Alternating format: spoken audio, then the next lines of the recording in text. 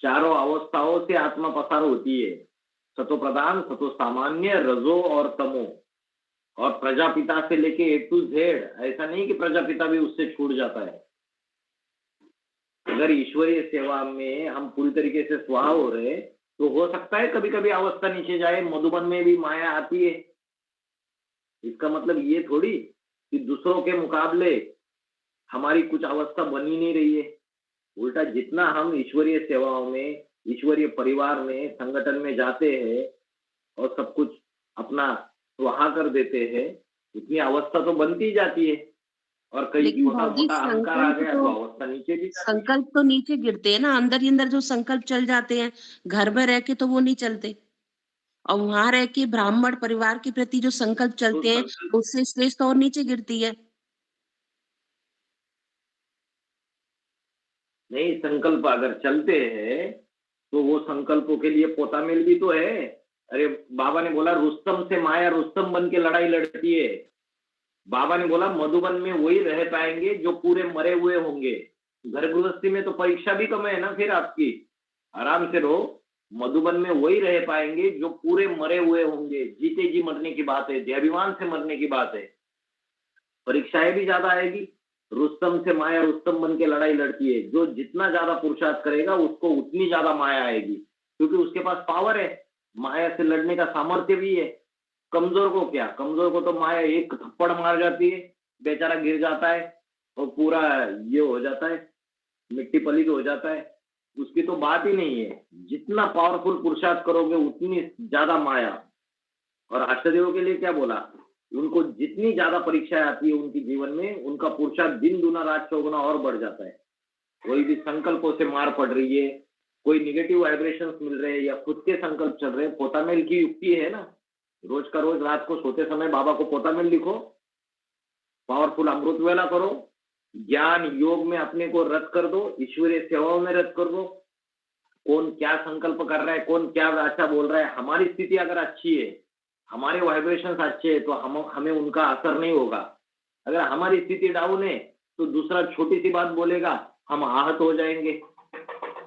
सहनशीलता, सामना करने की शक्ति, परखने की शक्ति, निर्णय करने की शक्ति, सहयोग करने की शक्ति, सारी तो शक्तियां कमजोर हो भाई चुकी जी, है। किसी किसी में तो सामना करने हमें की फिर से शक्ति नहीं पावर होती। बढ़ानी है। भाई जी, किसी में सामना करने की शक्ति नहीं नहीं होती तो वो होती है तो कैसे मत करेंगे? करो सामना, सहन करो। सहन करो। बाबा ने बोला अंत में वही बचे रहेंगे जो अति में सहन करने वाले या अति में सामना करने वाले, दो ही कैटेगरी बचेगी। तो या तो अति में सहन करो या तो अति में सामना करो, दोनों कैटेगरी से। और सामना मतलब जरूरी थोड़ी होता है वाचा से ही सामना किया जाता है। जो कार्य हम कर रहे हैं, जो सेवा हम कर रहे हैं, अगर हम सच्चे हैं तो हम वो करते रहे, सामने वाले के प्रभाव में ना आए, ये भी सामना करना है। अगर हमने, सामने वाले ने कुछ बोला और हम जो सच्चा कार्य कर रहे हैं उसको छोड़ दिया, समझो 5वें नंबर के पूर्वज की ग्लानि कर दी, सारे भारत भर ग्लानि फैला दी, उसने काम करना छोड़ दिया, अपना ईश्वरीय सेवा करना छोड़ दिया, वो प्रभाव में आ गया सबके। वो तो और सर उठा के बहुत बढ़िया तरीके से और ही सेवाएं बढ़ाता जा रहा है। चाहे कोई जुड़े ना जुड़े, तो अपना कार्य करते जाना है, उसको भी सामना करना ही बोलते हैं। प्रभाव में नहीं आना रहता है। दुनिया बकती रहे, कुत्ते भौंकते रहे, हम अगर सच्चे हैं, सच्चा सच्चा पोता मिल देते हैं बाप को, तो हम क्यों डरे किसी से। ये परीक्षाओं से गुजरेंगे नहीं तो कैसे माला के दाने बनेंगे। माला के दाने जो बनते हैं उनको ठोक ठोक के तैयार किया जाता है। कुमार घड़ा कैसे तैयार करता है पता है माता जी? बाहर से ठोकता भी है और अंदर से सहलाता भी है, प्यार भी देता है और बाहर से ठोकता भी है। दोनों तरीके से फिर वो घड़ा तैयार होता है। यहाँ देवी देवता बनने की पढ़ाई है, यहाँ ऊंचे ऊंचे पद लेने की पढ़ाई है, तो सब कुछ आएगा। कोई आत्माएं विघ्न रूप में बनेगी। बाबा ने बोला 95% आत्माओं को तो इस ब्राह्मण परिवार में संतुष्ट कर सकते हैं, लेकिन 5% आत्माओं को संतुष्ट नहीं कर सकते। वो परीक्षा लेने के निमित्त है तुम्हारी, और वो परीक्षा लेने के निमित्त है तो वो परीक्षा में पास होकर दिखाना पड़ेगा। अगर ये ज्ञान का पॉइंट बुद्धि में है ही नहीं तो हम तो प्रभाव में आ जाएंगे, हम अपना कार्य करना ही छोड़ देंगे, सेवा करना ही छोड़ देंगे। फिर तो नापास हो गए, फेल हो गए फिर। ये माया की तुलसमबाजी है, ये लड़ाई है। और इससे इसको ये करते हुए, अरे राज परिवार थे, आप देखो पृथ्वी कौन वो महाराणा प्रताप के जो पिताजी थे, क्या नाम उनका, राणा उदय सिंह।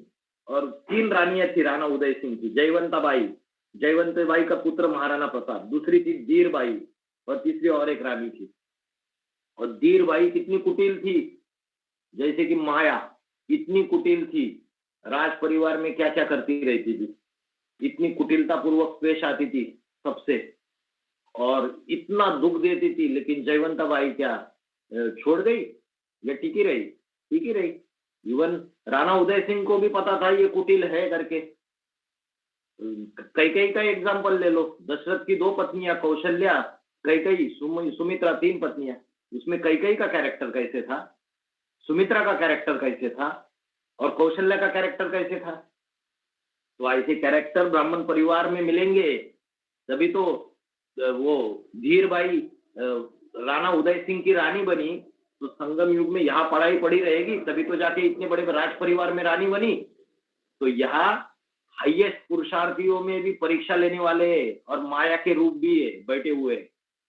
डरना नहीं है, अपना काम करते रहना है। जो विशेषता हमारे आत्मा के अंदर है उसको ईश्वरीय परिवार में लगाना है। ठीक है, जहाँ कोई परीक्षा ही नहीं वहां तो अच्छा ही लगेगा ना। जहाँ परीक्षा है वही तो पास होके दिखाना है। इसलिए कोई माता है, कोई भाई लोग वो डरते, भाई हमें वहां जाने पर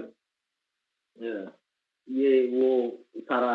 अरे जब बहुतों के बीच में जाओगे, जो जन्म जन्मांतर राजा बनने वाली आत्मा है, उनके बीच में जाके सेवाएं करोगे, तभी तो परीक्षाएं आएगी। परीक्षाएं ब्राह्मण परिवार से ही आनी है, बाहर से नहीं आनी है। मुरली में बोला है ये बात।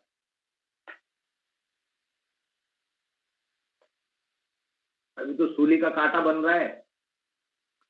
अभी तो जो जन्म जन्मांतर पाप कर्म किए, राजा बन के राज परिवार में आके इतने इतने ज्यादा पाप कर्म किए, अति के पाप कर्म किए, हम सभी ने अति के नीचे गिरे। अंतिम एक जन्म हमें फिर से सुधरने का मौका दिया है उसने। तो जितना दुख आए, जितने संकट आए, जितने माया के वार आए, जितने हमें लोग गलत बोले, उतना ही हमें सहन करके और आगे बढ़ते रहना है। क्योंकि हमने किया है तो हमको रिटर्न मिल रहा है। देखो, राह चलते वाला व्यक्ति भी हमें आंख उठा के नहीं देख सकता जब तक हमारा उससे हिसाब किताब नहीं है। जन्म जन्मांतर हमारा इस ब्राह्मण परिवार की आत्माओं से हिसाब किताब है, इसलिए हमें परीक्षा आ रही है। और उनसे ही क्यों आ रही है, दूसरों से क्यों नहीं आ रही है? एडवांस पार्टी में तो कई सारे, समझो 15-20 हजार है, तो सबसे क्यों नहीं आ रही है? उन्हीं से क्यों आती है? अरे उनसे हिसाब किताब आपने जोड़े पूर्व जन्मों में आपने जोड़े हैं, तो अभी फिर से आ रहे हैं। अभी खुशी खुशी उनको चुकतू करने का समय है। अभी उन हिसाब किताबों से भागने का समय नहीं है, खुशी खुशी चुकतू करने का समय है।